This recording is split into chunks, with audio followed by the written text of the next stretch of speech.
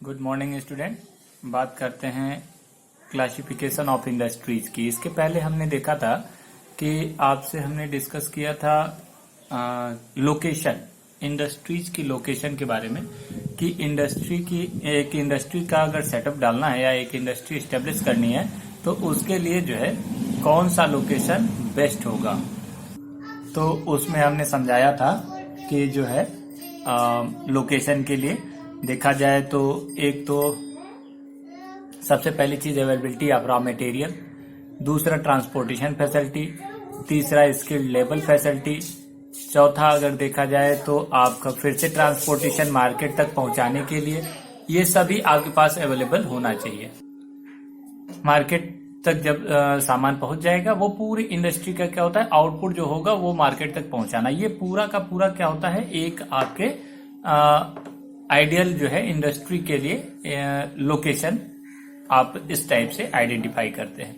अब हम बात करते हैं क्लासिफिकेशन ऑफ इंडस्ट्रीज। जब इंडस्ट्री लग गई तो अब उसका क्लासिफिकेशन भी कर लें कि किन किन टाइप की आपकी इंडस्ट्री होती है। तो कुछ क्या है, इसको क्लासिफाई करने के लिए अलग अलग बेस बनाए गए हैं, कैटेगरी बनाई गई है, उसी के अकॉर्डिंग हम समझेंगे। पहला है आपका ऑन द बेसिस। देखिए इंडस्ट्री क्या है, अब इंडस्ट्री में भी जो रॉ मटेरियल है वो किस टाइप का है, या फिर हम कह लें कि उसका प्रोडक्शन किस टाइप का है, या वो किस लेवल का जो है आपके वहां रॉ मटेरियल आता है, किस लेवल का आप प्रोडक्शन करते हैं, इन सारी चीजों को ध्यान में रखते हुए किस टाइप का कैपिटल इन्वेस्टमेंट है, ये सभी को ध्यान में रखते हुए अलग अलग टाइप से क्लासिफिकेशन किया गया है। तो सबसे पहले बात करते हैं on the basis of raw material used, यानी किस टाइप का जो है आपका इसमें रॉ मटेरियल, एक जो इंडस्ट्री आप सेटअप करने जा रहे हैं या एक इंडस्ट्री जो आप लगाए हैं उसमें किस टाइप का आपका रॉ मटेरियल यूज किया जा रहा है। तो इसमें दो कैटेगरी बनती है, पहला बनता है एग्रो बेस्ड, दूसरा बनता है मिनरल बेस्ड। एग्रो बेस्ड की बात कर लें तो जिसमें भी एग्रीकल्चर से जो भी आपका रॉ मटेरियल जो एग्रीकल्चर से जिस भी इंडस्ट्री में आपका आ रहा है तो वो क्या होगा, उसे हम एग्रो बेस्ड इंडस्ट्रीज के नाम से जानते हैं। यानी उसका जो रॉ मटेरियल है वो कहां से आ रहा है, वो आ रहा है एग्रीकल्चर से होकर के। जैसे एक मान लीजिए फ्लोर मिल लगा दिए तो वो क्या है, वो एक इंडस्ट्री है, लेकिन वो क्या है, इसका जो रॉ मटेरियल आएगा वो कहां से आएगा, वो एग्रीकल्चर से आएगा। ऐसे ही शुगर मिल हुआ, उसका भी रॉ मटेरियल कहां से आएगा, शुगर केन आएगा, वो आएगा एग्रीकल्चर से। कॉटन हो गया, कॉटन या कॉटन मिल जो है आपकी लगी हुई वो भी आपका, उसका भी एग्रीकल्चर से ही आएगा आपका रॉ मटेरियल, जो कॉटन के स्पिंडल आएंगे। तो इस टाइप से देखा जाए तो पहला आपका क्या बनेगा, एग्रो बेस्ड इंडस्ट्री, जिसका जो रॉ मटेरियल है वो एग्रीकल्चर से आता है। दूसरा है आपका मिनरल बेस्ड, जिसमें आपके ऐसी इंडस्ट्री जिसका रॉ मटेरियल क्या है, एज अ मिनरल है। जैसे हम कह लें आयरन एंड स्टील प्लांट अगर आप लगाते हैं, या एल्यूमिनियम का अगर प्लांट लगाते हैं, ठीक है, बॉक्साइट उसका रॉ मटेरियल है, वो भी क्या है, वो एज अ मिनरल है। तो इस टाइप का अगर देखा जाए तो आयरन एंड स्टील प्लांट अगर आप लगाएं तो इसका भी रॉ मटेरियल क्या है, एज अ मिनरल ही है। आपका आयरन जो है वो एक मिनरल है, वो फाइंड आउट होता है, जैसे वहां पे क्या बेलाडिला है या कुड्रेमुख है, उन माइन से आती है वो, वहां पे फाइंड आउट होता है वो।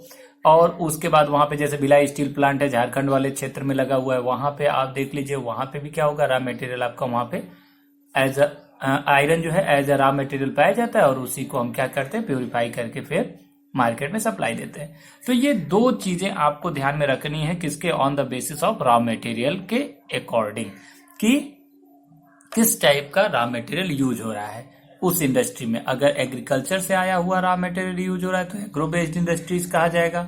अगर हम देखें कि मिनरल्स यूज हो रहे हैं उसके जगह पे, रॉ मटेरियल की जगह पे, तो वो क्या हो रहा है, वो मिनरल बेस्ड हो जाएगा। आगे चलते हैं, according to their main role. अब सेकेंड जो क्राइटेरिया बन रही है, according to their main role के अकॉर्डिंग। अब देखें उसमें क्या है, फर्स्ट इसमें भी दो कैटेगरी बन रही है, बेसिक और की इंडस्ट्री।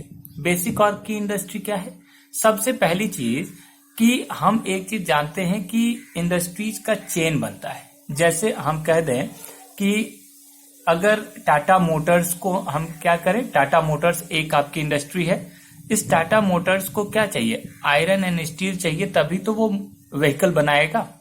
तो जो आपका आयरन एंड स्टील आप क्या करेंगे, आप वहां पे प्यूरिफाई करके सप्लाई देंगे।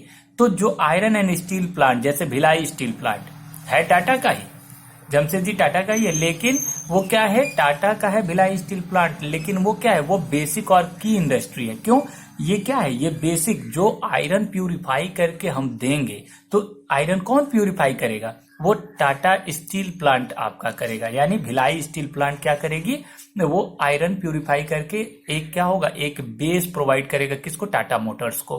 क्योंकि टाटा मोटर्स तो आपका व्हीकल बना करके आपको देगा, वो फिनिश्ड गुड आपके सामने आएगा, लेकिन इस इंडस्ट्रीज का जो आपका क्या होगा, इस इंडस्ट्री का जो फिनिश्ड गुड होगा वो अगले इंडस्ट्री के लिए क्या होगा, वो बेस प्रोवाइड करेगा। इसीलिए इसको बेसिक और की इंडस्ट्री कहा जाता है। जैसे मोटर या कोई भी आपका व्हीकल, कार है या फिर हम कहते हैं कि बस है, कुछ भी बनाने के लिए आपको आयरन की जरूरत पड़ेगी।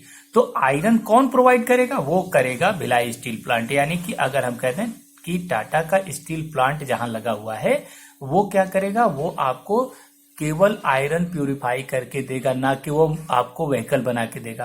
तो जो ये आपका स्टील प्लांट लगे हुए हैं वो क्या हो गया, वो बेसिक और की इंडस्ट्रीज हो गई।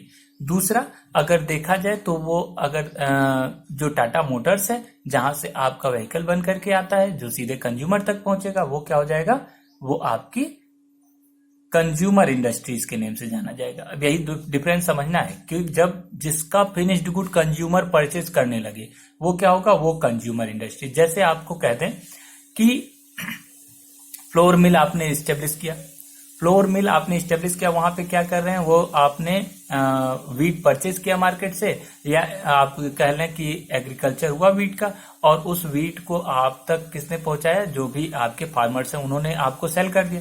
तो वहां पे जो फ्लोर मिल लगाए हैं वो क्या हो जाएगी, वो बेसिक की इंडस्ट्री, क्योंकि वो क्या करेगा, वो ग्राइंड करके आपको केवल आपको आटा प्रोवाइड करेगा, ऐसे समझिएगा।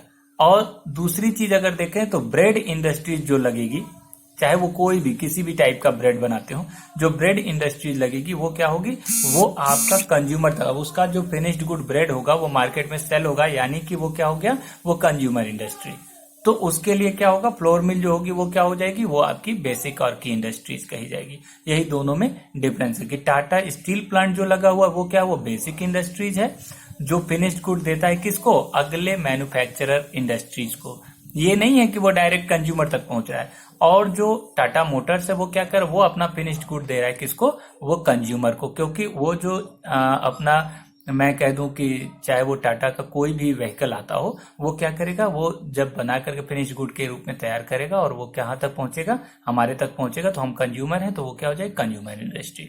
यही दोनों में डिफरेंस समझना है। तो according to their main role, किस टाइप का रोल है, कौन बेस प्रोवाइड कर रहा है, कौन सीधे कंज्यूमर तक पहुंच बना रहा है। आगे चलते हैं। थर्ड आपका क्राइटेरिया बनता है on the basis of capital investment.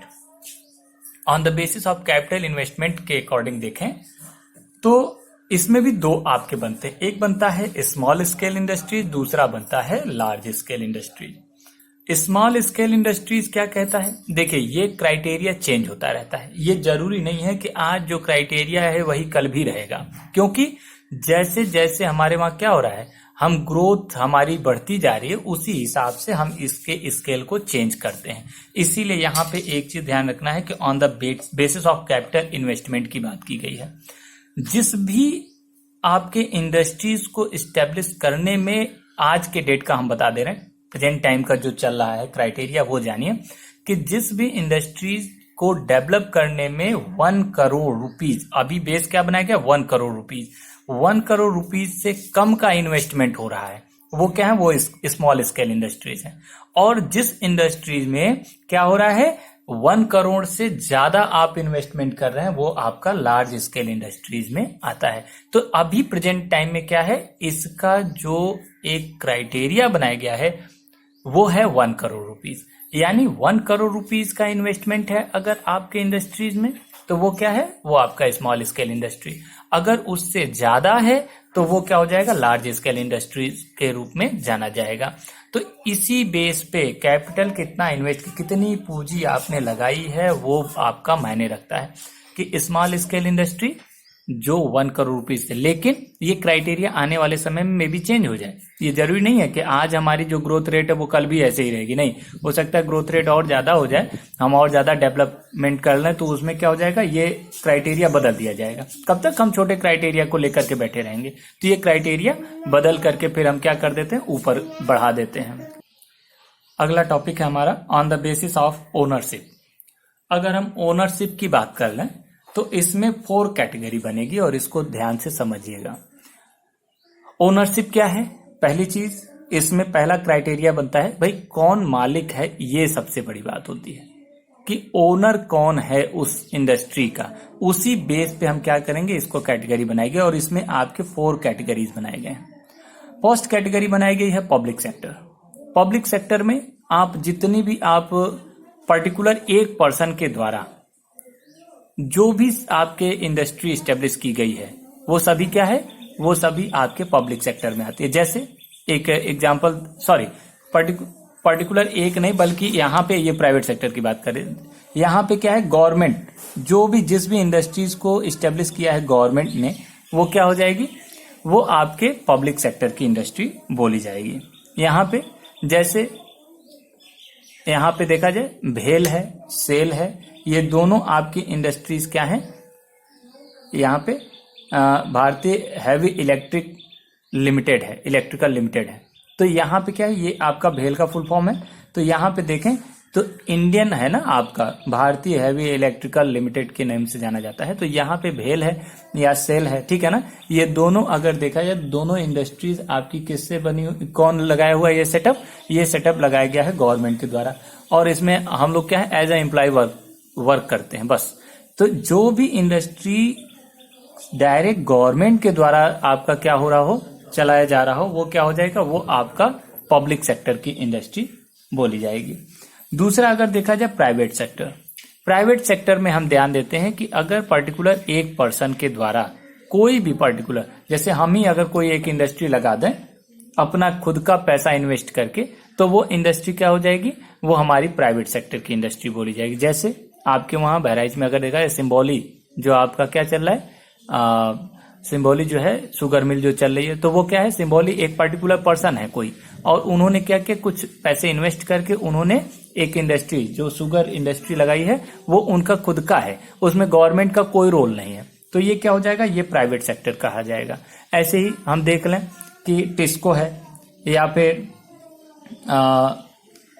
Bajaj है, बजाज जो ऑटो लिमिटेड है, ये आपका कह लें, या फिर आप वहीं बगल में पार्ले जी का भी लगा हुआ है। पार्ले जी भी क्या है, एक प्राइवेट पर्सन है, कोई एक व्यक्ति है जिसने अपना पैसा इन्वेस्ट किया है और वो अपना शुगर मिल लगाए हुए हैं। तो इस टाइप की जितनी भी आपको मिले, जैसे टाटा स्टील प्लांट है, टाटा मोटर्स है, ये सभी क्या है, ये सभी प्राइवेट सेक्टर है। क्यों? क्योंकि इसमें पर्टिकुलर एक पर्सन का क्या है, इन्वेस्टमेंट किया हुआ पैसा है। ये नहीं है कि इसमें गवर्नमेंट ने कोई हेल्प किया या गवर्नमेंट ने उसमें कोई पैसा दिया हुआ है। तो इसको हम क्या कहते हैं, प्राइवेट सेक्टर कहते हैं।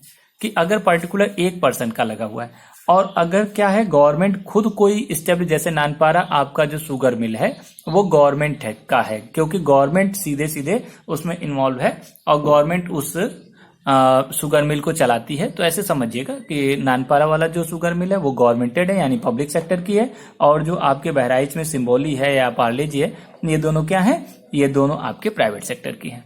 आगे आते हैं ज्वाइंट सेक्टर की बात करते हैं। ज्वाइंट सेक्टर की बात कर लें तो जिसमें आप देखेंगे कि एक प्राइवेट पर्सन, मतलब एक कोई भी व्यक्ति, उसने अपना पैसा लगाया हो और कुछ गवर्नमेंट ने भी इन्वेस्ट किया, मतलब दोनों के ज्वाइंट से, पब्लिक और प्राइवेट दोनों को जो हम मिला देते हैं, यानी गवर्नमेंट भी कुछ इन्वेस्टमेंट, कुछ परसेंटेज इन्वेस्टमेंट कर रही हो, प्लस उसके साथ साथ क्या है, एक प्राइवेट पर्सन भी कोई इन्वेस्टमेंट कर रहा हो, तो उसे हम क्या कहते हैं, ज्वाइंट सेक्टर कहते हैं। ठीक है। तो यहाँ पे ज्वाइंट सेक्टर में जैसे ऑयल इंडिया जो है वो क्या है, वो जो कंपनी आपकी स्टेब्लिश की गई है वो क्या है, वो आपका ज्वाइंट सेक्टर की इंडस्ट्री बोली जाएगी। तो जिसमें भी आपके प्राइवेट पर्सन प्लस गवर्नमेंट दोनों जुड़ रहे हों वो आपका ज्वाइंट सेक्टर बोला जाता है। लास्ट है कोऑपरेटिव सेक्टर। कोऑपरेटिव सेक्टर में थोड़ा सा आपको ये समझना पड़ेगा कि जो भी आपका, जैसे मान लीजिए हम एक एग्रीकल्चर करने वाले हैं, हमारे पास बहुत बड़ा लैंड फॉर्म है, हमने शुगर कैन का क्या किया, एग्रीकल्चर स्टार्ट किया और बहुत बड़े लैंडफॉर्म पे हमने एग्रीकल्चर करवाया। अब हमको ये समझ में आया कि ये इतना ज्यादा जब हमारे पास खुद जो है क्या है शुगर का प्रोडक्शन हो सकता है, तो हम क्यों ना अपनी खुद की इंडस्ट्री लगा दें। क्या जरूरत है हम इस शुगर केन को किसी अदर इंडस्ट्री में सेल करने की। तो हमने क्या किया, अपना खुद का इंडस्ट्री लगा लिया।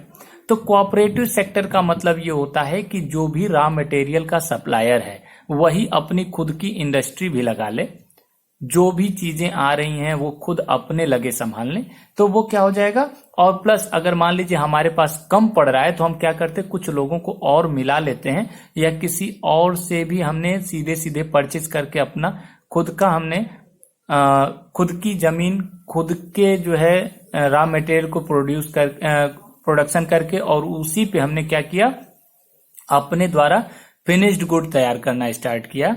तो जो इंडस्ट्री लगा करके हमने फिनिश्ड गुड अपने ही एग्रीकल्चर से लिया हुआ मटेरियल हमने यूज करके किया, वो क्या हो जाएगा, वो सेक्टर आपका कोऑपरेटिव सेक्टर कहा जाएगा। यानी सेल्फ है, ये अपने द्वारा किया गया है, तो ये इसको हम कोऑपरेटिव सेक्टर के नेम से जानते हैं। तो अगर हम अपने लैंडफॉर्म पे ज्यादा से ज्यादा एग्रीकल्चर करके शुगर कैन प्रोडक्शन कर रहे हैं, प्लस उसके साथ साथ क्या है, हमने क्या किया कि अपने ही फील्ड में ही या अपने जो है खेत में हमने एक शुगर मिल भी स्टेब्लिश कर ली। तो इस टाइप के जो इंडस्ट्री हमने स्टेब्लिश की और उसका जो सप्लायर भी हम ही है और कंज्यूमर जो आपका क्या है, जो प्रोडक्शन हो रहा है आपके एग्रीकल्चर का, वो उसका जो बेस मिल रहा है या फिर रॉ मटेरियल वो परचेस करने वाले भी हम ही हैं और जो फिनिश्ड गुड तैयार करके मार्केट में भेज रहे हैं वो भी हम ही हैं। तो दोनों मिला करके अगर चल रहा है तो उसको हम क्या कहेंगे, कोऑपरेटिव सेक्टर के नेम से जाना जाता है।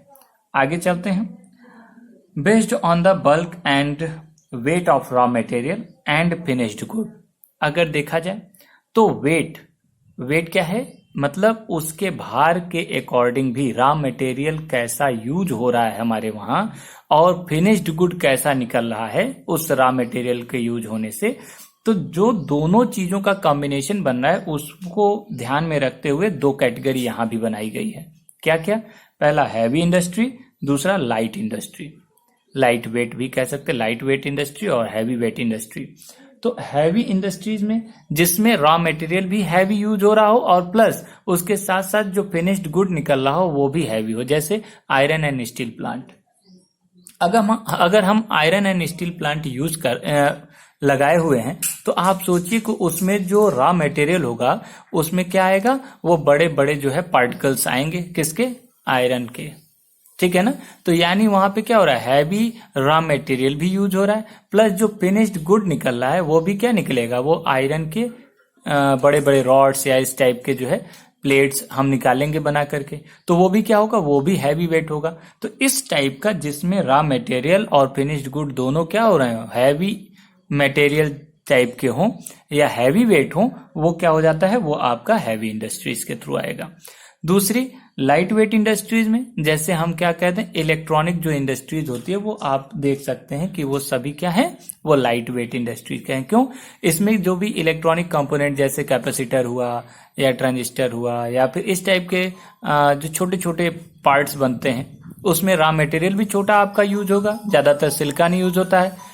तो ये सारी चीजें अगर हम ध्यान दें तो आपको देखने के लिए मिलेगा। तो इलेक्ट्रॉनिक इक्विपमेंट चूंकि छोटे छोटे पार्ट्स में आते हैं, तो इस तरह से अगर देखा जाए तो आप देख सकते हैं कि ये लाइट वेट इंडस्ट्रीज में कौन सा आएगा, इलेक्ट्रॉनिक जो इंडस्ट्रीज लगती है जिसमें कैपेसिटर बनता है, रेजिस्टेंस, ठीक है, ट्रांजिस्टर, डायोड, ये सभी जो छोटे छोटे पार्ट्स बनते हैं वो क्या है, वो लाइट वेट इंडस्ट्रीज के थ्रू आएंगे। ठीक है, अब आते हैं अपने नेक्स्ट टॉपिक पे और हम पहला जो स्टार्टिंग किए थे एग्रो बेस्ड इंडस्ट्रीज, उसी बेस पे चलते हैं। ठीक है, जिसमें हमने पढ़ाया था on the basis of raw material, ठीक है ना। तो बेसिस ऑफ रॉ मटेरियल के थ्रू अगर देखा जाए तो हमने देखा था दो कैटेगरी बनाई गई थी, एक मिनरल बेस्ड, दूसरा आपका एग्रो बेस्ड। तो इसमें पहले हम बात करते हैं एग्रो बेस्ड इंडस्ट्रीज की। ऐसी इंडस्ट्रीज जिसमें क्या हो, जिसका बेस जो आता हो या फिर कह लें कि जिसमें रॉ मटेरियल कहाँ से आता हो, एग्रीकल्चर से होकर के आता हो, वो आपका एग्रो बेस्ड इंडस्ट्रीज कहा जाता है। इसमें सबसे पहली बात करते हैं टेक्सटाइल इंडस्ट्रीज की। तो टेक्सटाइल इंडस्ट्रीज में कई चीजें आप रख सकते हैं, जैसे कॉटन टेक्सटाइल है, जूट टेक्सटाइल है, इस टाइप से कई चीजें हो जाती हैं। तो टेक्सटाइल इंडस्ट्रीज में देखा जाए तो आपके वहां बहुत बड़े लेवल पे लोग इन्वॉल्व हैं। इसमें सबसे ज्यादा अगर इन्वॉल्वनेस देखी जाए या एम्प्लॉयमेंट देखा जाए तो सबसे ज्यादा कॉटन टेक्सटाइल में आपको मिलता है। तो हम बात करते हैं सबसे पहले कॉटन टेक्सटाइल की।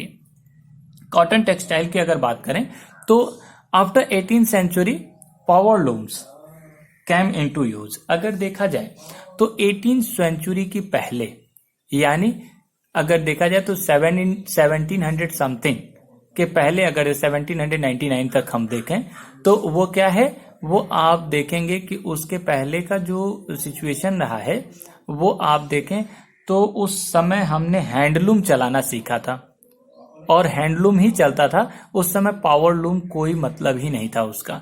तो उस समय प्रोडक्शन भी बहुत कम होता था, क्योंकि अब हाथ से हथकरघा वाला जो सिस्टम था, हैंडलूम जो हम चलाते थे, वो उससे कपड़े बुनने में बहुत टाइम लगता था और जो है वो उतना अच्छा जो फिनिशिंग आती है वो उतनी अच्छी नहीं होती थी।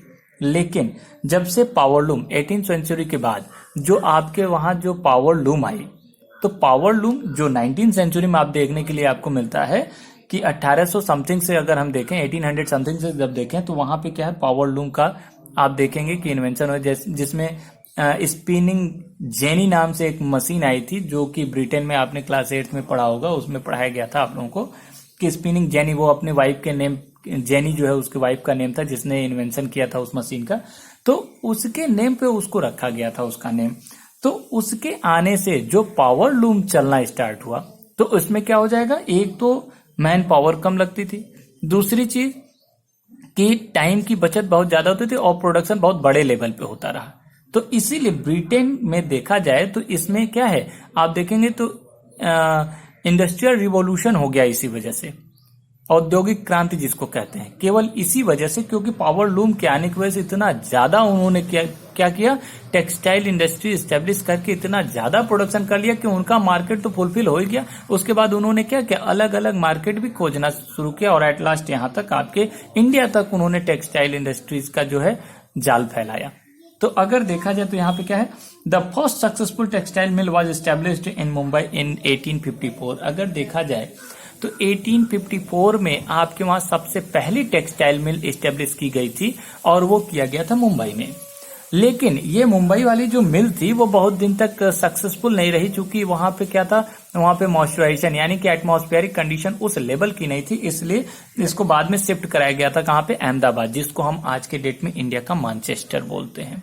मैनचेस्टर ऑफ इंडिया आपका अहमदाबाद सिटी को बोलते हैं, क्योंकि वहां की जो एटमॉस्फेरिक कंडीशन है वो बहुत बेटर है। किसके लिए, इस कॉटन टेक्सटाइल मिल के लिए। दूसरी चीज, रॉ मटेरियल की अवेलेबिलिटी बहुत बड़े लेवल पे आपके कहां से, गुजरात, जो सौराष्ट्र या गुजरात कहते हैं, गुजरात और महाराष्ट्र के द्वारा आपको देखा जाए तो रॉ मटेरियल के तौर पे सबसे ज्यादा कॉटन जो है वहीं से मिल जाता है। Cotton spindle as a raw material वहां से मिल जाते हैं। अब देखिए कहता है, this industry has close link with agriculture and provide a living to farmers. अगर देखा जाए तो इसका क्या है, इस इंडस्ट्रीज का जो है लिंक जो है डायरेक्ट एग्रीकल्चर से है। क्यों, क्योंकि यहां से जो आप कॉटन का एग्रीकल्चर करते हैं वहां से कॉटन स्पिंडल तैयार होते हैं और उन स्पिंडल को फार्मर्स क्या करते हैं, प्रोवाइड करते हैं किसको, जो इंडस्ट्री लगाए हुए इंडस्ट्रियलिस्ट को, कि ये स्पिंडल आप ले लीजिए और इसी से आप यार्न वगैरह बनाएंगे। तो अब इसमें क्या क्या होता है, वो किस टाइप का वर्क आपको मिलता है, देखिए, workers engaged in ginning, spinning, weaving, dyeing, designing, packaging, tailoring and sewing. अगर देखा जाए तो क्या है कि इसमें आपको बहुत से टाइप का, जैसे सिलाई है, स्पिनिंग करना, बुनाई करना, ठीक है, या फिर हम कहते हैं कि मड़ाई करना, कई टाइप के, डाइंग मतलब आप देख लो कि रंगने का जो आपका कार्य होता है, ये सभी, डिजाइनिंग, पैकेजिंग, इस सभी टाइप के, या टेलरिंग या सेविंग जो भी है, ये सेविंग, ये सभी आपकी क्या है, ये सभी वर्कर्स कहीं न कहीं उसी आपके इंडस्ट्री में इंगेज हो रहे हैं, या फिर कह लीजिए इनको सबको जो है एम्प्लॉयमेंट कहाँ मिल रहा है, इसी कॉटन एंड टेक्सटाइल इंडस्ट्रीज के थ्रू ही इनको सबको आपने क्या रखा है, जोड़े रखा है और सबको एम्प्लॉयमेंट प्रोवाइड कर रहे हैं। अब आते हैं बात करते हैं India export yarn to Japan. अच्छा, एक चीज और थोड़ा सा हम ध्यान देंगे यहाँ पे कि हमारी जो है जो वीविंग क्वालिटी है वो थोड़ी सी इंप्रूव नहीं हो पा रही है। स्पिनिंग तो हमारे पास है अच्छी खासी, हम स्पिन करके यार्न तैयार कर लेते, बहुत बड़े लेवल पे यार्न तैयार करते हैं, लेकिन प्रॉब्लम ये होती है कि जो वीविंग क्वालिटी है, वीविंग डाइंग जो हमारी क्वालिटी है और प्लस डिजाइनिंग, ये कहीं ना कहीं अदर कंट्रीज से बहुत पीछे है। जैसे ब्रिटिश जो है, ब्रिटिशर्स से हम बहुत पीछे हैं इस मामले में। उनके पास जो है न्यू टेक्नोलॉजी बहुत अच्छी अच्छी आ चुकी है और वो उनकी जो क्वालिटी है वो बहुत अच्छी है, और चूंकि क्वालिटी का ही डिमांड आपके इंटरनेशनल मार्केट में होता है, इस लेवल से अगर देखें तो हम इसमें कहीं ना कहीं पिछड़ जाते हैं। तो हमें क्या करने की जरूरत है, हमें बहुत आवश्यक ये है, गवर्नमेंट ने बहुत कुछ किया भी है, आपको देखने के लिए मिलेगा कि स्पिनिंग क्वालिटी गवर्नमेंट की ही बदौलत जो है सुधरी हुई है, और ये देखने के लिए मिलता है। आज के डेट में वीविंग और डाइंग में भी आप देखेंगे कि तो बहुत ज्यादा जो है उसमें इंप्रूवमेंट हुई है, लेकिन फिर भी अभी भी अदर कंट्रीज से हम जब कंपैरिजन करते हैं तो हम कहीं ना कहीं पीछे खड़े नजर आते हैं। तो इसको सुधारने की जरूरत है बहुत बड़े लेवल पे। अब देखिए आगे चलते हैं कि India exports yarn to Japan. जो हमारे वहां स्पिनिंग होकर के जो क्या होते हैं यार्न तैयार होते हैं, उस यार्न को हम डायरेक्ट क्या करते हैं, जापान को एक्सपोर्ट कर देते हैं। देखिए यहाँ पे हमारा ही नुकसान है। अगर हम यहाँ पे थोड़ा समझते हैं कि अगर हम 80 रुपीज पर केजी के अकॉर्डिंग अगर हम क्या करते हैं, हम यार्न सप्लाई करते हैं किसको, या कॉटन का रॉ मटेरियल हम सप्लाई कर देते हैं जापान को, तो आप सोचिए कि फिर वही चीज या ब्रिटेन को हम जब एक्सपोर्ट कर देते हैं तो यहाँ पे दो चीजों का फॉल्ट हुआ। पहला कि 80 रुपीज पर केजी ही हमको मिला, जो कॉस्ट मिली। अगर यही चीज हम क्या करते, अगर वीविंग और जो डिजाइनिंग वगैरह की जो हमारी क्वालिटी अगर उसको सुधार लेते और सीधे फिनिश्ड गुड यानी कि क्लॉथ हम सप्लाई करते, तो हमें क्या होता, हमें सबसे बेस्ट ये होता कि 800 रुपीज पर केजी हमें ये हमें मिलता। या और दूसरा एक तो बेनिफिट हुआ कि 10 टाइम बेनिफिट भी मिलता, दूसरा हमको एक चीज और मिलता, क्योंकि ब्रिटेन यही काम करता है आज के डेट में कि आपके वहां से परचेस करता है रॉ मटेरियल और आपको फिनिश्ड गुड कितने में 80 रुपीज पर केजी आपको रॉ मटेरियल परचेस करता है, 800 रुपीज पर केजी के अकॉर्डिंग आपको सेल करता है फिनिश्ड गुड यानी क्लॉथ। तो अगर देखा जाए तो ये 10 टाइम बेनिफिट यहाँ चला गया कि हमें नहीं मिला। दूसरा हमारा जो एम्प्लॉयमेंट जो स्पिनिंग के बाद वीविंग, नाइटिंग और ये सारी चीजों में जो हमारी इन्वॉल्वनेस होती, एम्प्लॉयमेंट मिलता, तो वो एम्प्लॉयमेंट भी कहीं ना कहीं फॉल्ट कर गया, यानी एम्प्लॉयमेंट भी नहीं मिला। ठीक है, एम्प्लॉयमेंट में भी हम पीछे चले गए। तो ये दो चीजों का हमने देखा कि लॉस हुआ हमारे लिए। तो ये चीज इंप्रूव तभी होगा जब हम अपने वहां क्या करेंगे, जब हम अपने वहां का स्पिनिंग नाइटिंग हम जब सुधारेंगे तभी। ठीक है, स्पिनिंग तो है, वीविंग और नाइटिंग डाइंग ये जो भी है वो जब तक सुधारेंगे नहीं तब तक नहीं होगा। दूसरी चीज अगर देखें तो जो हमारा थ्रेड है या फिर यार्न है वो कौन कौन परचेज करता है, या इंटरनेशनल मार्केट में हमारी क्या साख है वो भी जानिए। कि जापान को हम सप्लाई देते हैं, plus other importers of cotton goods from India are USA, UK, Russia, France, east European countries, Nepal, Sri Lanka and African countries. इन सभी कंट्रीज को हम क्या करते हैं, यार्न सप्लाई भी करते हैं, और अदर जो भी आपके फिनिश्ड गुड हैं उनको भी हम सप्लाई देते हैं इन सभी कंट्रीज को। और एक अच्छा खासा जो है फॉरेन एक्सचेंज हमारा बना हुआ है। एक बड़े लेवल पे हम देखते हैं कि अपने वहां इनकम का सोर्स जो है ये आपका कॉटन टेक्सटाइल इंडस्ट्री है। क्लियर है, इतनी चीजें आपको क्लियर कर ली। नेक्स्ट वीडियो में अब आपको नेक्स्ट टर्म पे फिर आगे देखेंगे। Thank you.